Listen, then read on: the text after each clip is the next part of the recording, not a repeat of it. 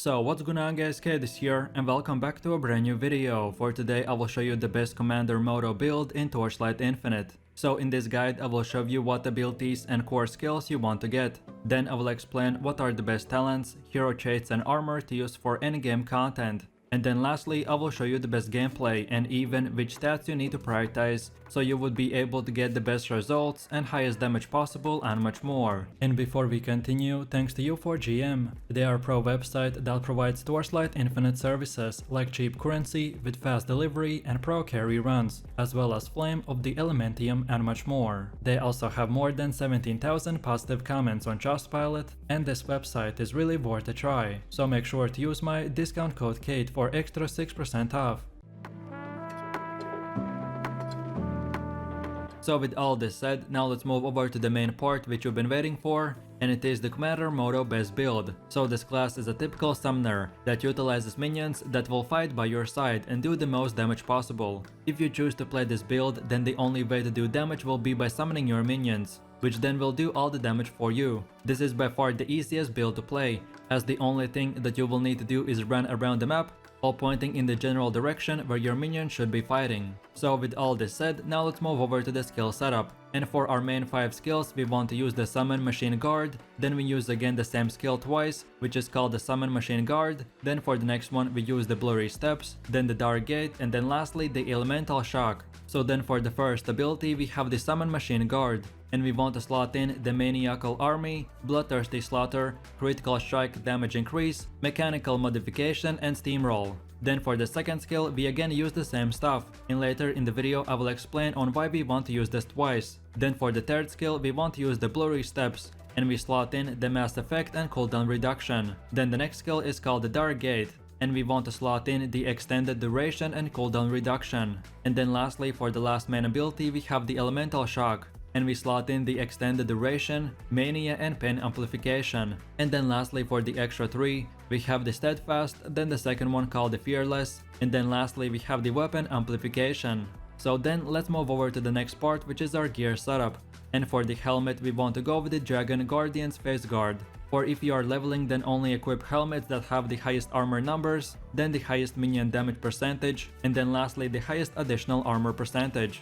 Then for our chest armor we want to pick the Dragon Guardian's Lamellar. And then again we focus on getting high armor, high minion damage, and any type of resistance that we can get. Then for the next one we want the Warden's Breastpin, and we focus on getting minion attack speed, minion maximum life, and minion maximum damage. Then for the fourth armor we want the Dragon Guardian's Handguard, and we focus on getting armor, maximum life increase, and any type of armor percentage increase. Then for the next one we have the Winter of Origin belt, and we want to get the maximum armor, minion attack and cast speed increase, and as high maximum life as possible. Then for the next one we have the Dragon Guardian's Foot Guard, and we focus on getting high armor, high maximum life, and movement speed. Then for one of the last ones we have the Divine Punishment Ring, and we aim to get as high maximum life, minion damage, and all the resistance that we can. Then for the next one we have the Horn Ring, and we want to focus on life regeneration per every second, and then lastly both minion damage and minion critical strike increase. And then lastly we want to get 2 weapons of the same type. So here we have the Interlocking Soul, and we want, like per most items, focus on getting our minion damage and minion maximum life increase. And then lastly, if possible on weapons, try to get the strength and intelligence attribute numbers as high as possible, because they will become even more powerful at the end game. So now let's move over to the next part of the build, which is the talent tree. So we want to select the God of Machines, Machinist, and Warlock talent categories. And then for the God of Machines, this is how your talent tree should look like till 15, and then this is how it should look like till 18. And then lastly for our core talents, we want to select the Shrink Back, which will give us a 50% chance to gain the barrier effect when we are taking damage. And then for the second one we want to get the Mighty Guard, because this will give our minions +2 skill levels.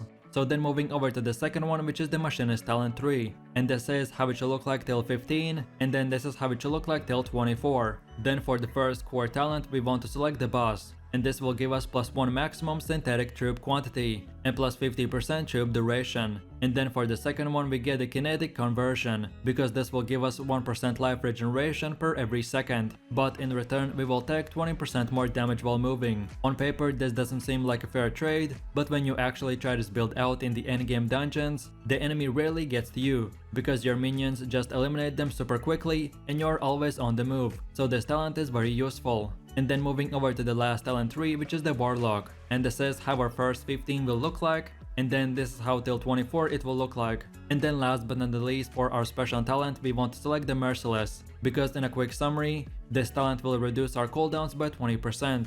And then for the second one we select the Off the Beaten Track, and this will give us +3 support skill levels, which will help us to increase our minion damage even more. So in a quick summary, these 3 talent categories are by far the best ones, which will make our build do super high damage, and these stats will become even more powerful at the late end game. So if at any point I went too fast, then just feel free to pause the video at any time and copy these exact talent nodes.